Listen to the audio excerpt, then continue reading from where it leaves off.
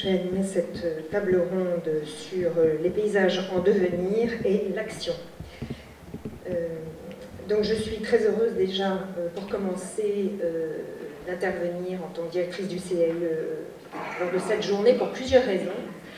La première, c'est que en 2016, la loi pour la reconquête de la biodiversité, de la nature et des paysages, dont a parlé Bruno Sinotti tout à l'heure, a fait entrer le paysage officiellement dans les missions des CAE.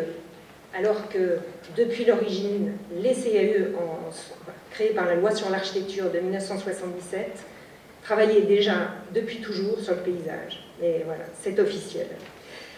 Une deuxième raison, c'est parce que c'est le CAE des Yvelines qui a publié le premier atlas, et on en est très fiers, puisque à l'époque, on avait anticipé, c'était le premier atlas de France.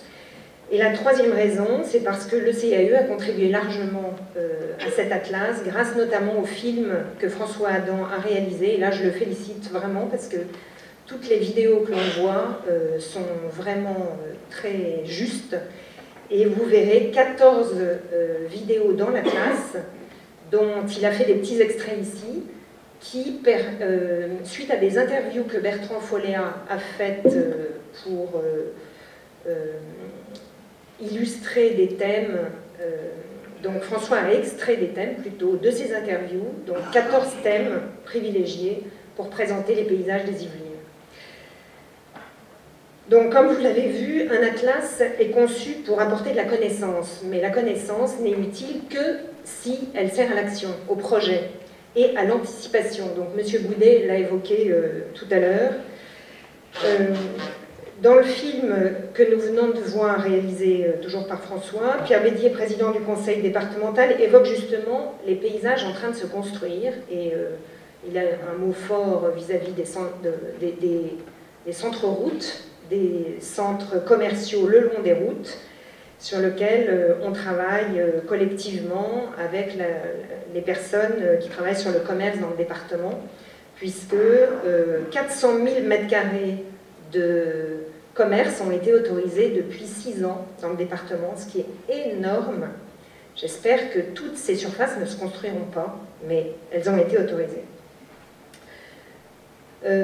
Cet atlas a nécessité à être utilisé, bien sûr, et on a prévu dans le programme du CAE en 2017-2018 des moments d'échange. On va essayer de trouver comment faire en sorte que cet atlas soit vivant, donc avec nos partenaires, bien sûr, Conseil départemental et DDT. On va essayer d'organiser des moments d'échange comme ceux-là, ou peut-être en plus petits comités, notamment avec les intercommunalités peut-être. Il y a des PLUI qui se mettent en place, des PLU encore en train de se travailler, donc je pense qu'on vous ressollicitera pour participer à ces moments. Comme Vincent Janin l'a montré tout à l'heure, pour chaque chapitre, une synthèse des enjeux permet de faire l'articulation entre le diagnostic, c'est-à-dire la connaissance, et les actions. Et cette synthèse distingue 3 niveaux: les enjeux de protection et de préservation pour les sites et paysages de qualité, les enjeux de valorisation et de création pour les sites et paysages de qualité que l'on pourrait définir d'intermédiaires, et les enjeux de réhabilitation et de requalification pour les sites et paysages qui posent problème, les points noirs, comme on dit en langage courant.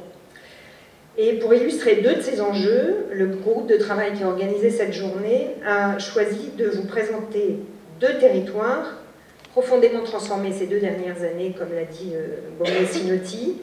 Donc le cœur du Val-Fouré à Mantes-la-Jolie, tout près d'ici, grand ensemble construit entre les années 60 et 80, donc tardivement finalement, puisque 80 c'est assez proche de nous, sous la direction de l'architecte Raymond Lopez.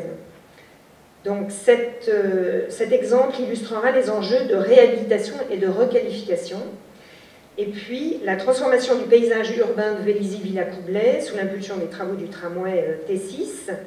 Vélizy, une autre ville construite par un architecte Grand Prix de Rome, Robert Ozel, dans les mêmes années 60, pour illustrer les enjeux de valorisation et de création, mais en même temps, on peut dire aussi de réhabilitation et de requalification, puisqu'il y avait des terrains qui étaient en attente de ce tramway depuis très très longtemps. Donc deux villes, deux grands ensembles que souvent seuls les architectes et paysagistes regardent avec un œil bienveillant. Donc on va regarder comment maître d'ouvrage et maître d'œuvre ont travaillé sur justement les paysages en devenir de ces deux, pas quartiers parce que le tramway c'est un grand linéaire.